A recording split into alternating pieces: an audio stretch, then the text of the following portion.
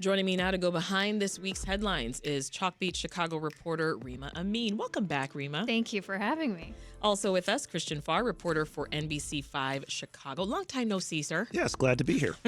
And we've got Mitchell Armentrout, government and politics reporter for the Chicago Sun-Times. Hey, Mitch. Great to see you again. All right, Chicago teachers, they've been trying to finalize a contract for, almost a year now? Yep. This week, negotiations intensified with the mayor sort of convening CPS and the teachers union in his office Wednesday. What happened, Reema? Yeah, so actually the school board president asked the mayor to convene this meeting of the minds at City Hall on Wednesday afternoon. And it was interesting because the mayor and the board president emerged, sort of optimistic almost and saying, that was a productive conversation. And leadership of the Chicago Teachers Union and CPS emerged pretty visibly frustrated. Basically, during that meeting, they discussed where the parties are apart. What are the remaining issues? Yeah, what are the sticking points? Yeah, so everyone agreed that they are very close and that there are three outstanding issues. Those are teacher evaluations, the amount of preparation time that elementary school teachers get, an issue that is big issue for the union for years, actually. And then the last issue is pay for more senior teachers. Okay. And so there, the CTU president, Stacey Davis Gates, made a point to press that day that they are so close that, like, on the monetary side, they're about $9 million apart over the life of the potential new contract. Yeah. And that on, like, preparation time, they're like 5 to 10 minutes apart. And so but on CPS's side, they say, well, yeah, 5 to 10 minutes apart is like, in total is like days of instruction. And so it's farther than it sounds. Yeah. And, if you step back, though, it is easy to see how anyone would characterize that as very, very close. Mm-hmm. Past mayors, though, have successfully finalized contracts with the last minute talks. Yes. But with CPS and CTU leaders, they left visibly angry, I would say, from this meeting. So, I mean, with Mayor Johnson elected with significant help from the teachers union, Mitch, would you have expected a contract by now, by this point? I think you certainly would. And I think the critics of the mayor would say that this is an example of him not going hard enough on the union. Obviously, he's a former organizer. He's actually technically still on leave from CPS, the mayor. So folks have long been concerned, at least critics have, that, he might be obviously working in favor of the teachers versus, the fiscal health of the city. Yeah. But, we've heard some optimism from both sides, even from Pedro Martinez this week, which I found kind of surprising. I mean, he's made it sound like they've been at loggerheads for the last several weeks. So it sounds like this might be some actual progress we've made in the last 48 hours or so. But we'll see. Well, Union President Stacey Davis Gates reportedly accused Pedro Martinez of a, quote, lack of respect in the meeting. She said, quote, not just for Mayor Johnson, but for the seat of the mayor of Chicago. It sounded by that tensions were actually escalating. So is there a chance of a strike, Reema? Well, I will say I, did have a source tell me at the meeting that he was not disrespectful. And so there's tension about even that part of the meeting. But, Martinez keeps telling press, and he has for weeks, that he sees no remote possibility of a strike. The union has not gone as far to say that, but they have also not moved to set up to even schedule a strike vote yet. And I think part of that is probably tied to the fact that a strong ally of theirs is mayor, and a strike under his leadership would make nobody look good. And he made that clear on Wednesday that he thinks that would be bad for the city. Yeah. And while this new school board decided not to vote on that controversial loan, they did vote unanimously to make a change on how schools will run in the future. Right. And so that budget amendment was tabled, and we might see something next week. It's not clear when we'll see that come back. But they did vote to pass a resolution that essentially says, the next head of CPS, which, might be in place by June when Martinez is out. Yes. Has to be a superintendent. So has to have the Illinois state credentials for being a superintendent. Yeah, superintendent certificate and an Illinois teacher's license. That's right. Yeah. So, Christian, does this seem to you like a significant change? After covering two strikes here in the city of Chicago and remembering Brandon Johnson on the other side of that with CTU and just seeing him in this position now, I thought we would be much farther along in this whole entire process. You have two entities that, with Pedro Martinez and Brandon Johnson, the mayor trying to get him out for such a long period of time and that making some very, very big headlines. It's 50-50 for me if we're going to see a strike here. Before I would have said, no, I don't think we're going to see a strike here in the city of Chicago. But under Rahm, I thought it was going to happen when it happened under Lori Lightfoot. I expected that to happen. I didn't expect this to be a possibility under Mayor Brandon Johnson. Yeah. Sticking with CPS drama, yesterday was the first major test of the mayor's handpicked school board. So he urged them to borrow $175 million to make pension payments. They decided instead to do what, Reema? So the board had this budget amendment in front of them, which basically said we have an additional $139 million in city funds coming in, and we are going to use that additional money to either pay towards this pension reimbursement to the city, and the teacher's contract, and the principal's contract. And so, the math doesn't quite math there. That money is not enough to cover all of those costs.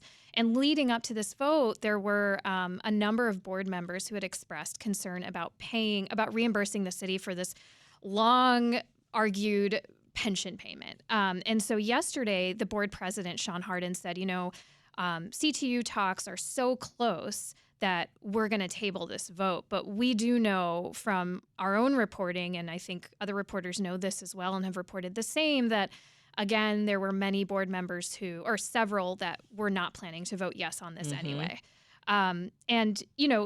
The options that are in front of the board are not just to borrow. There's been talk about refinancing debt. There's been talk about cuts, potentially asking the city for more TIF surplus funds. But it seems right now that the only viable option among those would be to refinance or to borrow. Yeah, and I think you alluded to this earlier, but the Board of Ed received a long-awaited report from a consultant that they hired about the budget. Yes. Saying what? So this consultant, Baker Tilly, was hired to figure out, how do we solve our money problems? Right. And they laid out the options that I just said. They actually laid out the exact options that both City Hall and CPS have already presented to So the board consultants members. Said the exact same thing? Yes. Okay. So how do you think parents would have responded to hearing, Christian, that there will be 10 or 11 days without school between now and June? I mean, we're both parents. Oh, they wouldn't be very happy about that. I know what I would say. I know I wouldn't be. I mean, we've got budget issues where my kids go to school in Evanston right now. So, no, I don't think it would be. And I mean, just remembering talking to parents during these past two strikes and, some of those parents, their kids are now in college or out of college or whatever. But, just the things that they had to do to fill in the gaps. That's where the biggest problem comes in, and so when you have those openings that are unexpected, I think that's going to be a big problem for parents.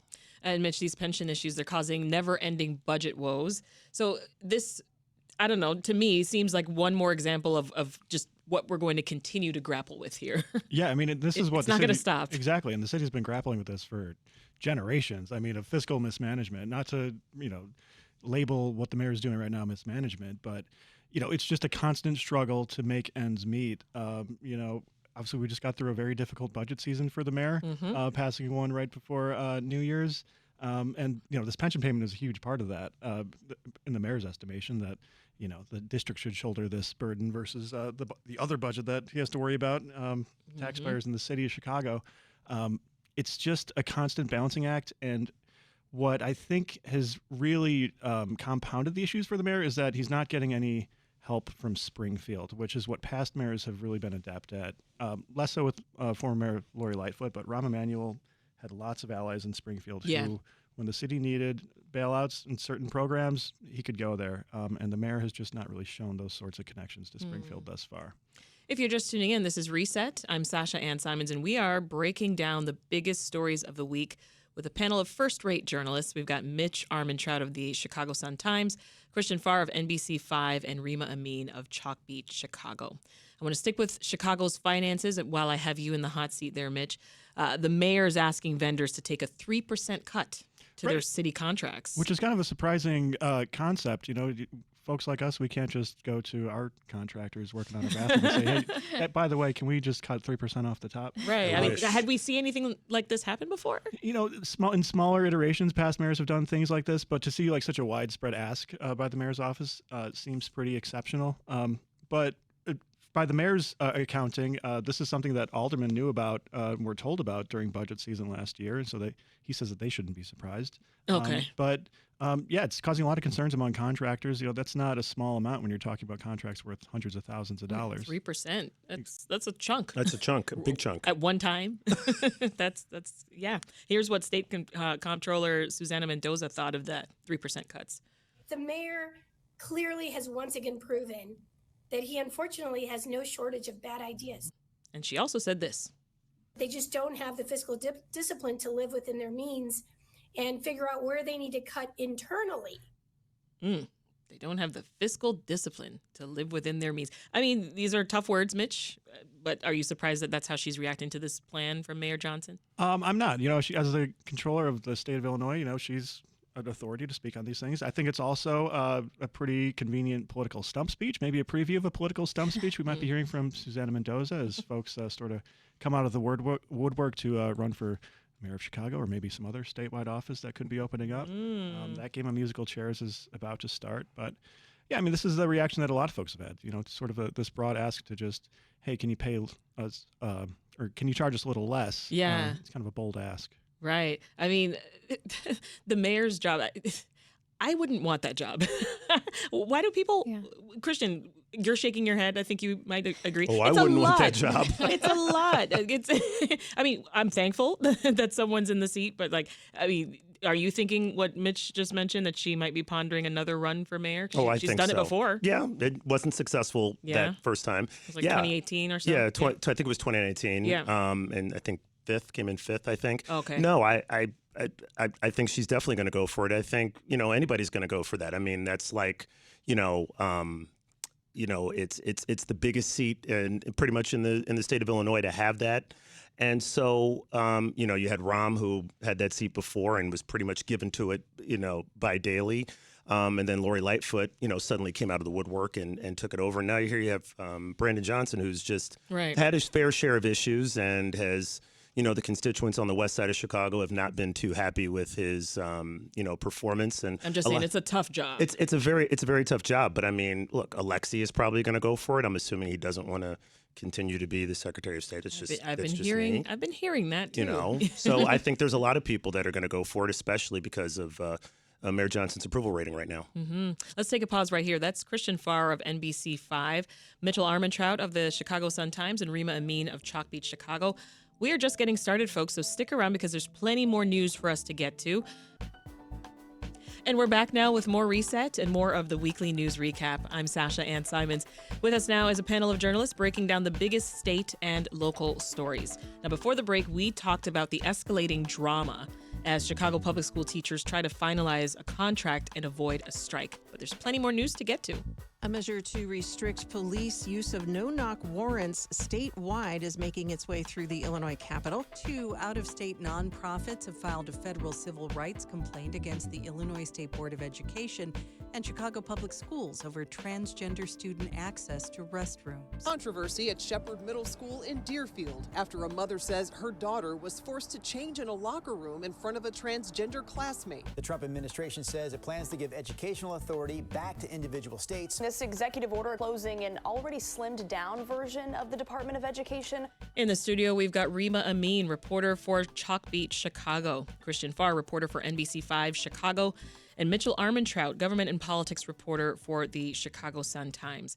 Now, as we have been doing since January, I want to go ahead and take a look at how White House actions are impacting us here in Illinois.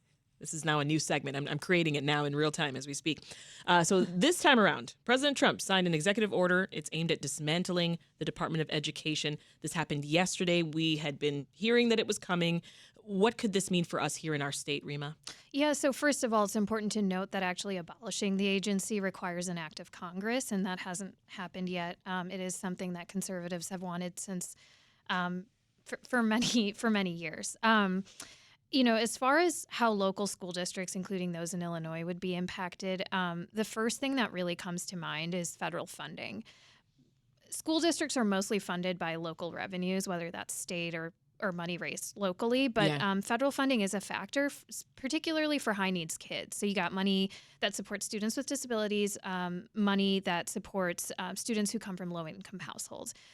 Now, the Secretary of Education, Linda McMahon, said during her confirmation hearing that it is not the president's intention to mess with any of those funding streams. But this is a volatile administration. This is a volatile president. And so we're unsure about what the dismantling of the department could mean for those streams that come into CPS, into suburban districts, into the state of Illinois. That's one thing to look out for.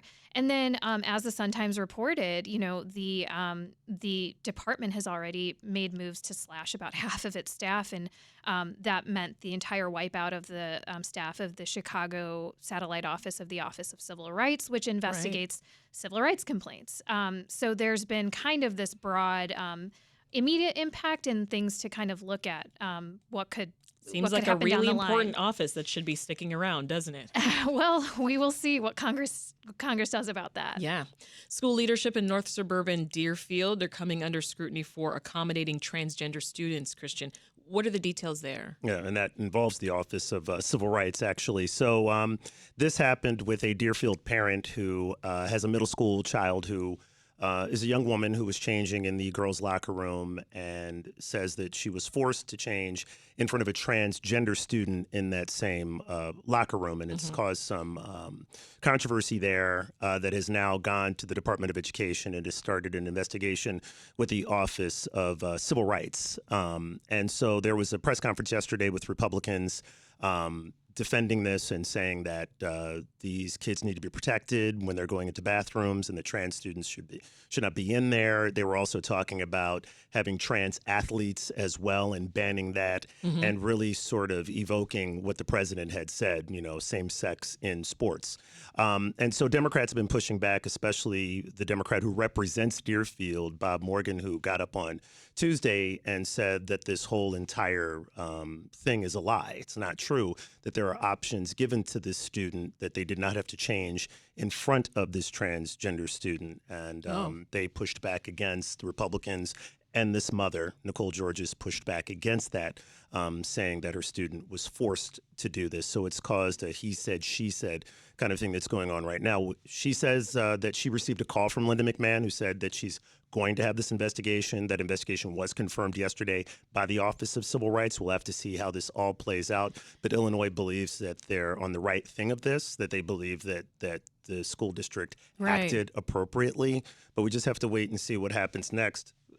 As we all said here, we have a volatile administration that's a little bit different. We don't know what they're going to do when it comes to this investigation. No idea. No. So much uncertainty here. And relatedly, Reema, Chalkbeat reported on lawsuits that were filed by two conservative groups over school services for trans students. Fill us in on that. Yeah, so actually I was going to say that when the Department of Education announced its investigation into Deerfield yesterday, it also announced that it is investigating Chicago Public Schools and the state of Illinois for the same thing, which is alleged violations of Title IX, which prevents sex discrimination.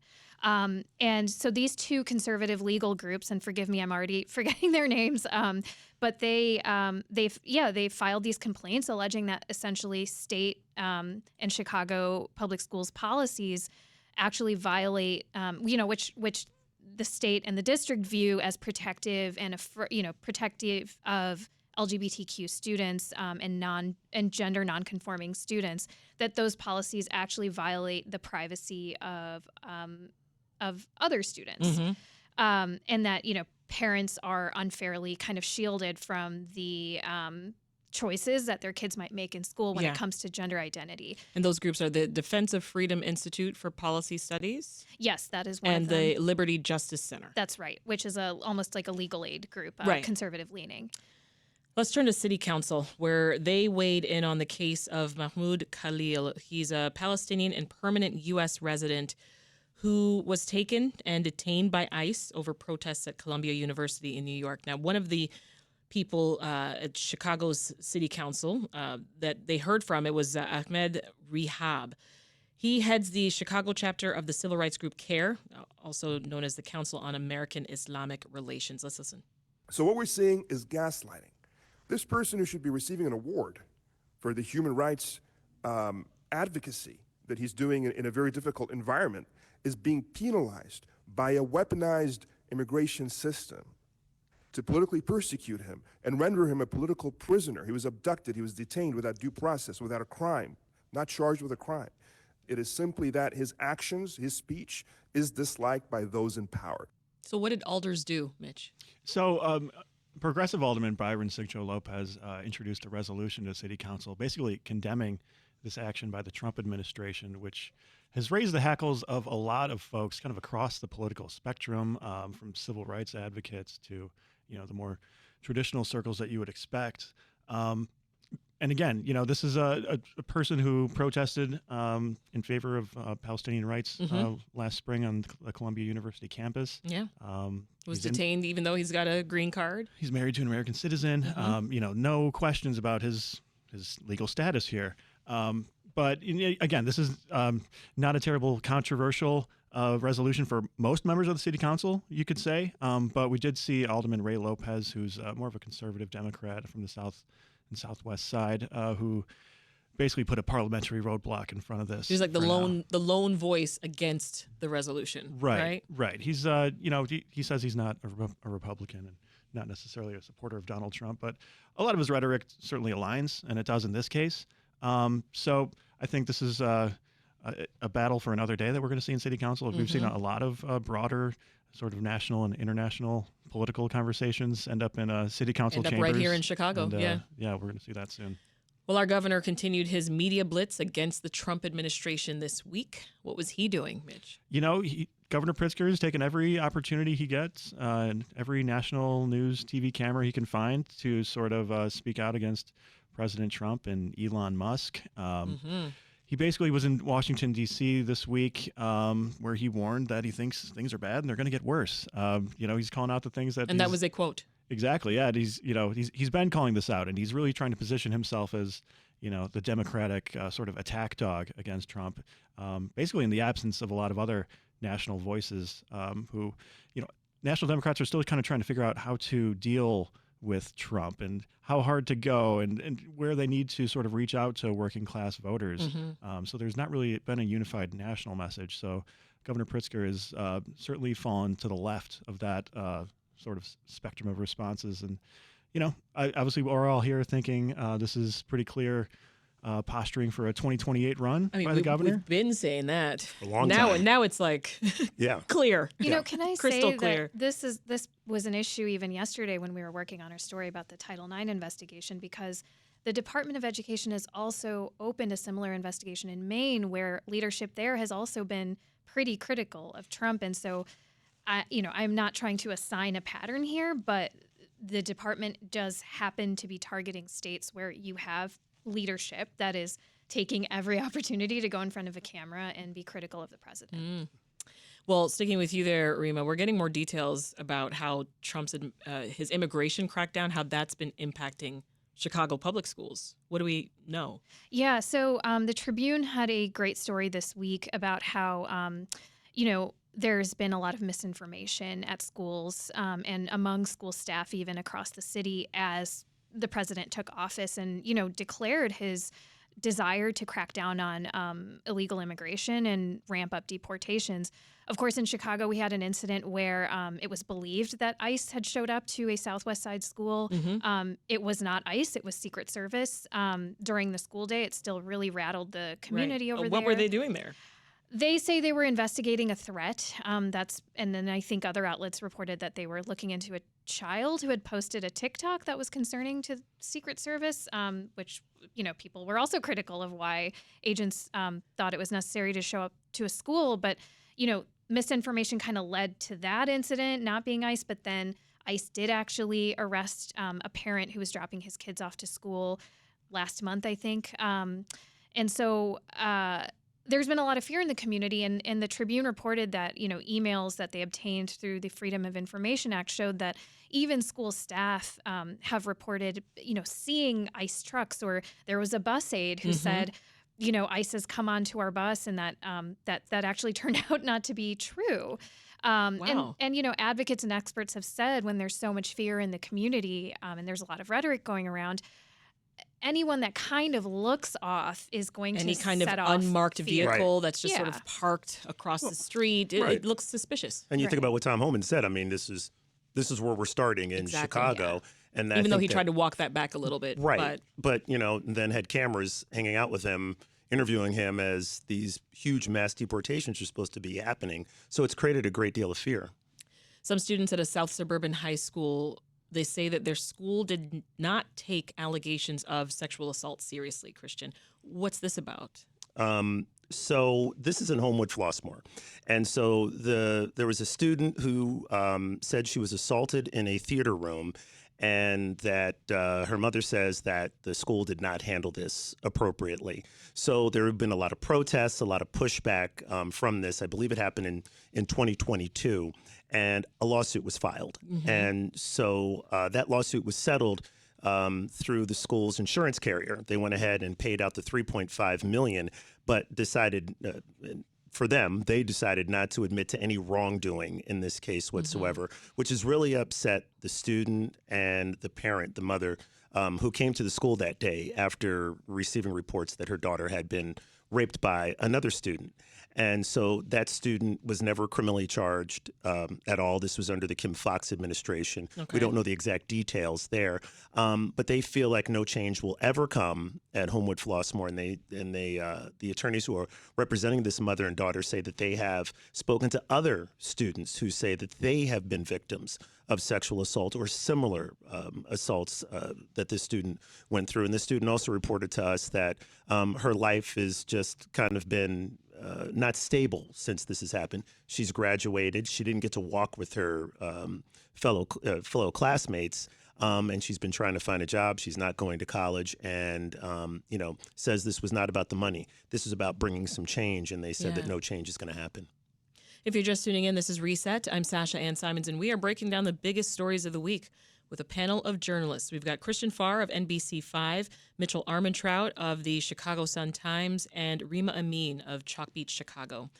Time now to head down to Springfield and see what's been happening at the state capitol. Several bills dealing with education, Reema. So I want to look at you first, and let's begin with legislation that would create rules around using artificial intelligence, or AI, in classrooms. Yeah, God bless my colleague Sammy, who's been watching Springfield every day, every second.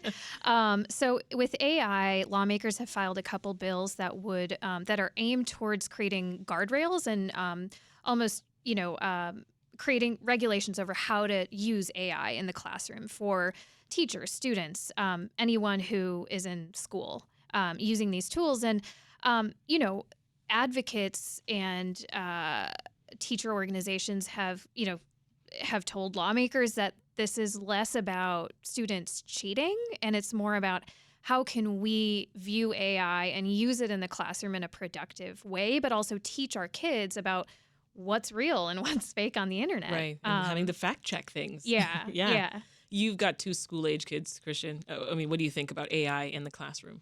Helpful? I don't know. Harmful?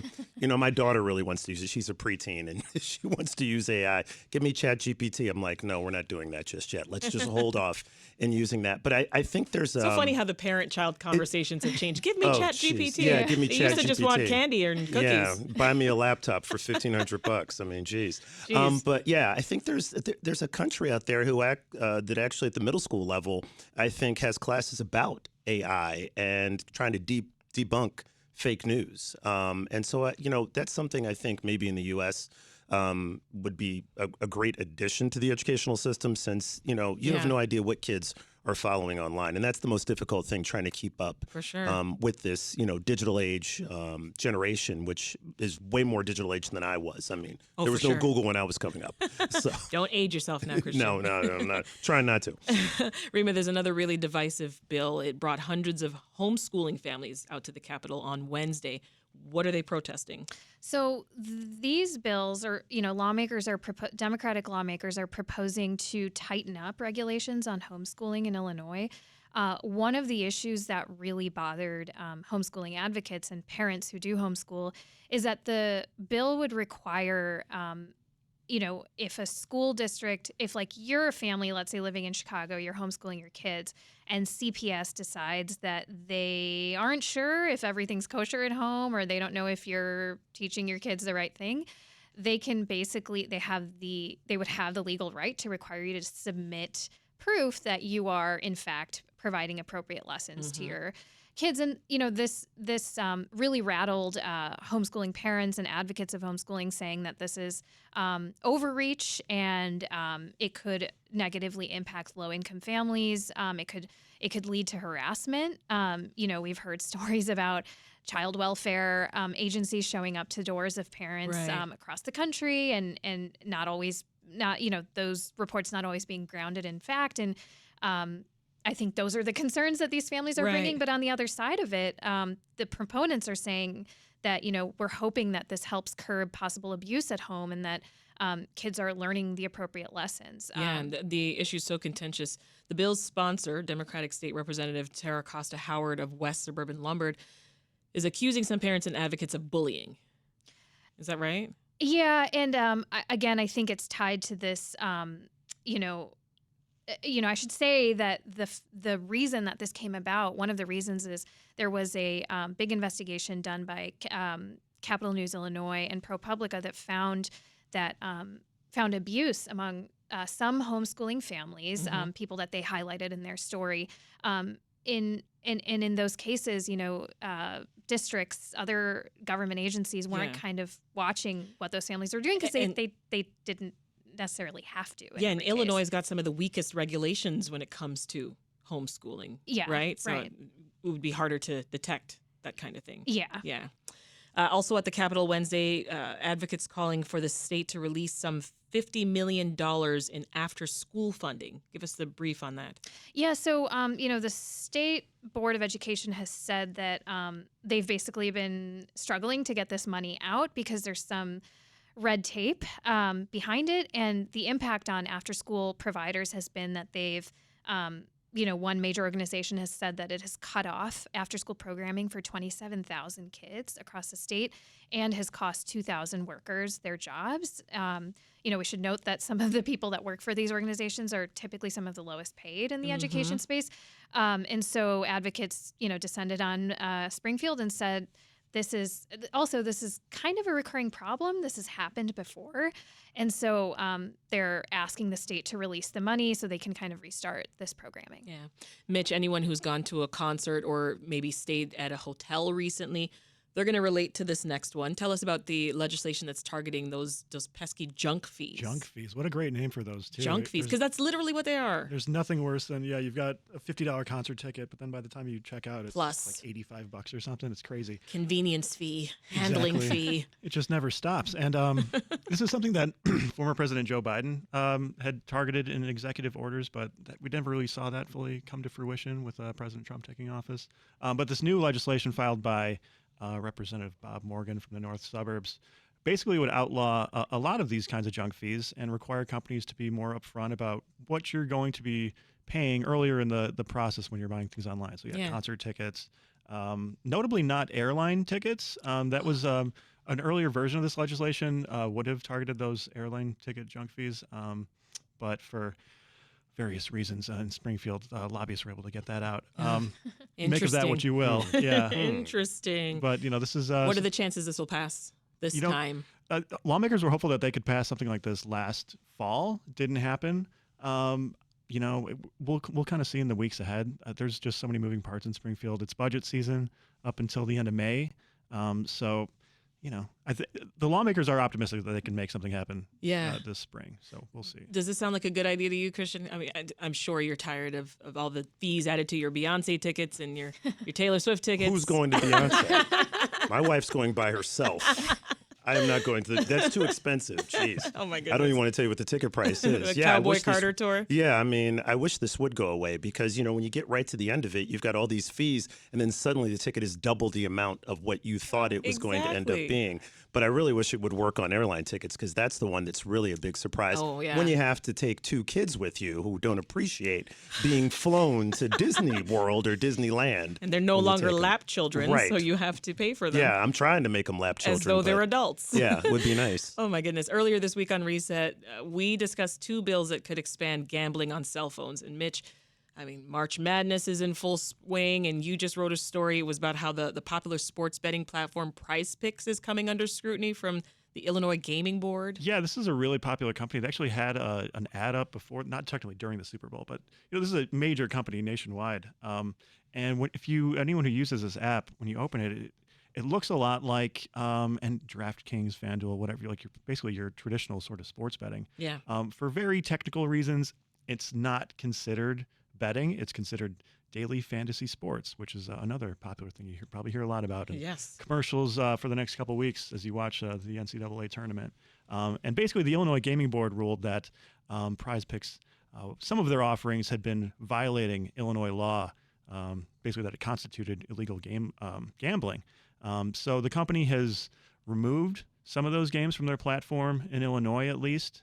But this is just like a legal gray area that's kind of it's been a strange spot for regulators for the last decade or more. Yeah. And this is another bill. There is legislation in Springfield. This is an industry that kind of has been asking to be regulated and taxed for a while, as opposed to being outlawed, which they're trying to avoid. So again, Illinois is obviously there's no shortage of gambling options. No shortage here. And, yeah. They're trying to become a more legitimate one. Mm-hmm. Before we take a pause, Christian, Anjanette Young was also at the Capitol Tuesday.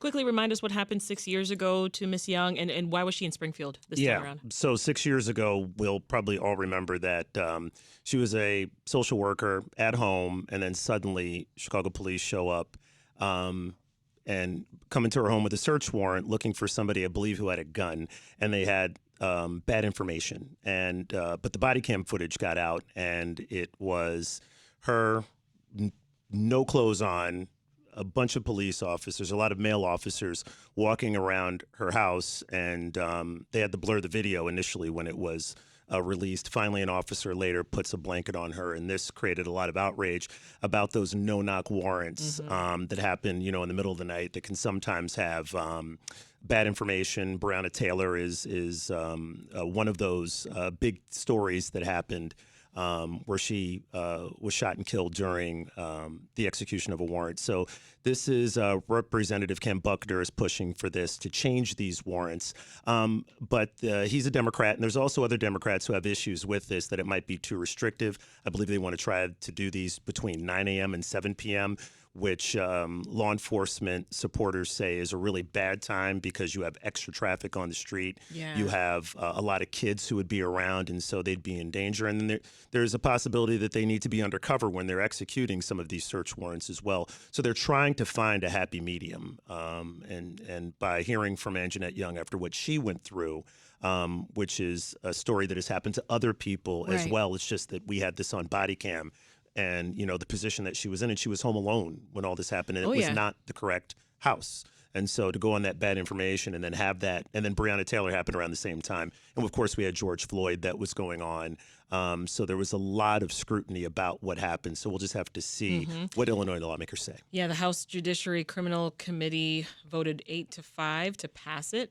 The next step would be going before the full House for a vote. So we're going to keep our eye on that for sure. Let's take a pause. Christian Farr of NBC5, Mitch Armentrout of Chicago Sun-Times, and Reema Amin of Chalkbeat Chicago. Don't go anywhere. There's still more for us to cover. This is Reset. I'm Sasha-Ann Simons, and we're back for the home stretch of our weekly news recap. Before the break, we learned about federal complaints filed against Chicago and North Suburban Deerfield for accommodating trans students, but we still got more news to cover with journalists Reema Amin, Christian Farr, and Mitchell Armentrout. Now, Christian, some drivers, they may have noticed a little bit more traffic this week. I don't know if you noticed as well, because phase 3 of the Kennedy construction, that is underway. Tell us what's going on. Yeah, I got caught up in it yesterday. Did you? It was not, it's not fun because what's going on right now is phase 3. So they're doing some bridge repairs, they're doing repaving, repatching, and this is all for the outbound lanes. So those lanes heading to the Edens and also heading to O'Hare.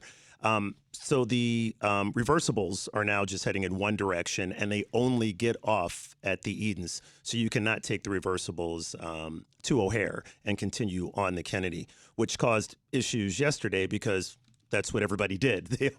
Everybody was heading to the Edens, ended up causing a huge major backup, and there's some lanes closed on the Kennedy, just the regular lanes as well. So this is going to go on probably until the end of the year. Yep. I believe until Thanksgiving with the reversible lanes. This is the final phase, though, right? This is the final phase. The previous 2 phases, the first phase went fine. The second phase, I believe, went over by a month because of computer issues.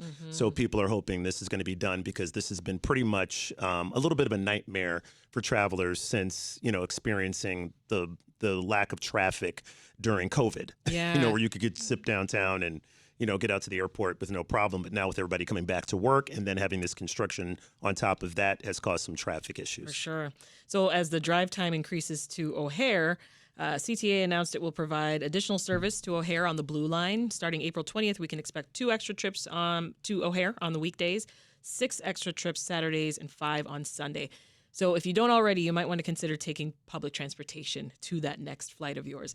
Let's switch to sports briefly, Mitch. What is the latest in the Bears stadium saga? So if you ask the Bears, they say that not much has changed. They still want to build a new dome just south of Soldier Field. But if you ask Scott Goodman, he's a prolific Chicago developer. He's been around for a long time.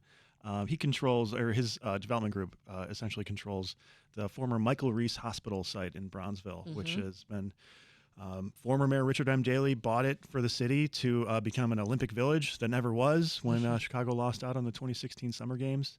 But basically, developers now want to have that be the new home of the Chicago Bears and build a dome right there. This is an idea that the Bears have publicly sort of shied away from. They don't think that it's a big enough space to build a stadium and everything else that they want around one. Yeah. So absent support from the team and essentially any lawmakers, the developers basically wanted to throw a Hail Mary here and just kind of show folks what they think they could do there, why they think it's a good idea. So we saw some pretty, eye-catching renderings of a giant dome down there. This is like 31st Street in the lakefront. Again, the Bears, they own property out in Arlington Heights. They've got a property tax deal. That seems like their sort of smoothest course of action. Right. They say they still want to stay in the city, but the behind the scenes haggling in Springfield is going to be going on for months and this months back and forth, months. I tell you. Well, yesterday was the first day of spring. Speaking of whiplash, Reema, were you shocked? It snowed. I was not, because I'm from because it's just March in Chicago. Chicagoland area. Yep, my bed is actually up against my windows, and so the first thing, for better or worse, I do is I wake up and I look at my phone, and my boss, we say what we're doing for the day, and my boss says, "Happy fall spring." And I'm like, I don't want to turn around because I know what's out there. So my message to Chicago would be, if you don't know, you know now, hold your breath until May, because it's not going to be stable until then. Boy, oh boy. I'm Sasha-Ann Simons. This is Reset. We're breaking down the biggest stories of the week with Reema Amin of Chalkbeat Chicago, Chicago Sun-Times Mitchell Armentrout, and Christian Farr of NBC5. Now, we often, on the recap, we take a look at media stories as we wind down. And today we've got our own news to share, don't we, Mitch? As co-chair of the Sun-Times Union Guild, I want to turn this over to you because I'm really glad you're here today to sort of explain to our listeners what's been happening behind the curtain here. Yeah, it's a really tough day for the Sun-Times and Chicago public media. Earlier this year, our executives announced that they would be offering a buyout program for employees. Basically, this is a cost-cutting measure to basically save upwards of $4 million for the company. Difficult financial times for media organizations across the board. But this was an opportunity for folks to basically exit somewhat on their own terms, and to hopefully avoid layoffs, which we learned this week was the case.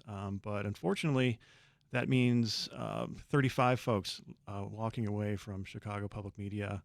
That includes 23 in the Sun-Times newsroom.